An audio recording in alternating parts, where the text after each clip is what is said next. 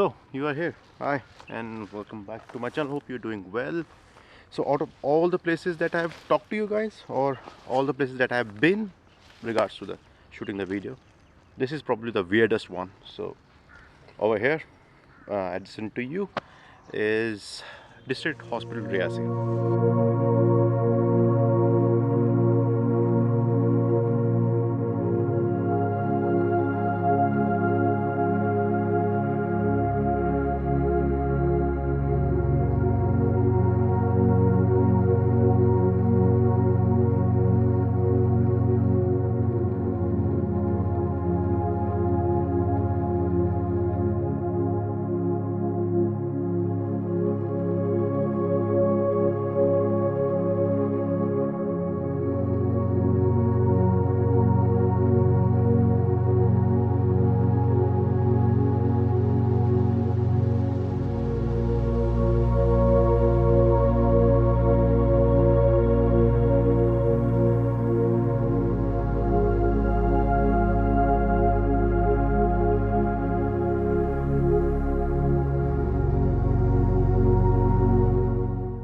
You might have seen, I think by this time you might have seen I bought the new lens, that is Samyang 24-70 f2.8, which is in turn a good lens, and I hope that video, I will link up that video up over here, somewhere over here.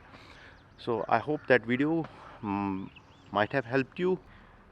I'm sharing you 3 points for why you should shoot at 2.8 f2.8, and 3 points for why f2.8 might not be the great idea to shoot with.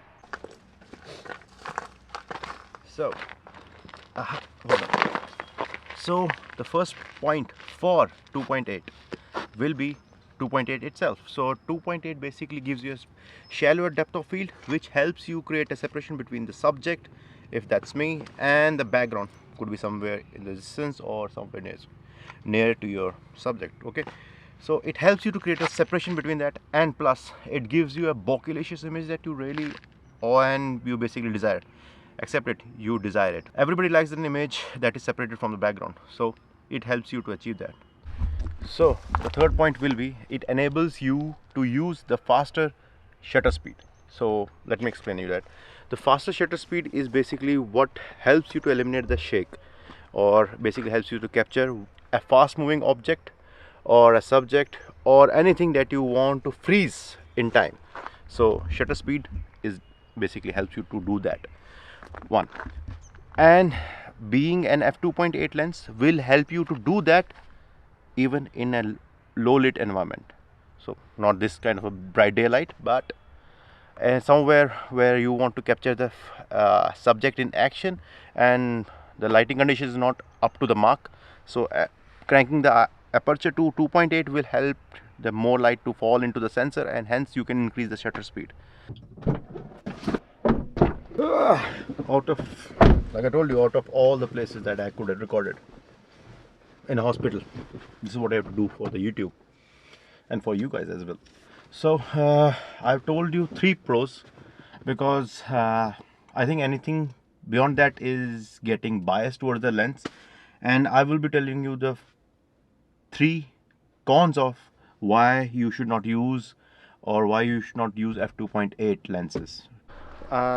I am back again at the hospital, Narayana Hospital. So there's something today with the hospital. So long story, here with Bhaiya. He's doing his work and I'm just doing my work. So that's cons. One of the cons for constant aperture zoom lenses, if I have forgotten to mention, I'm talking about the 2.8 aperture zoom lenses, constant zoom lenses. So one of the con is this: it lacks in body stabilization. You might have to depend on the IBIS. Generally the IBIS is really good and you can basically work with it, but having an steady lens, optically steady lens, would, trust me, would have helped you a lot. But having an aperture 2.8 zoom lenses, they normally, what you call, they don't come with a stabilization. In basically lens are not stabilized, so you might have to deal with that.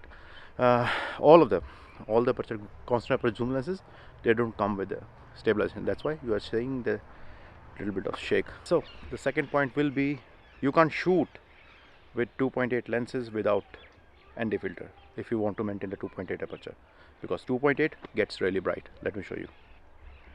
So this is 2.8. so if I want to narrow it down, or basically make it feasible for you guys to watch and do the less of the post processing, so this is how you are totally dependent on ND filter. So that would be the second point. So the third and the last point would be, the constant aperture zoom lenses or the pro lenses are always on the pricier side. Exceptions are there. This Samyang 24 to 72.8 is a bit cheaper. It's around what, 65. I got it for 60, 65, 62, something like that. So not online, obviously, from the offline market. So I got it for cheap. You might be able to find that deal as well. So, but they tend to be on the pricier side. So these were the pros and some of the cons of 2.8 lenses. So you might be aware of this. You should be aware of this before you basically dive into this. So I hope this might have helped you, and if you have already known this, thumbs up for you. So see you next time, and for those who haven't subscribed, consider subscribing, hit the bell icon so that you get notified whenever I post, and see you in the next video. Bye bye guys.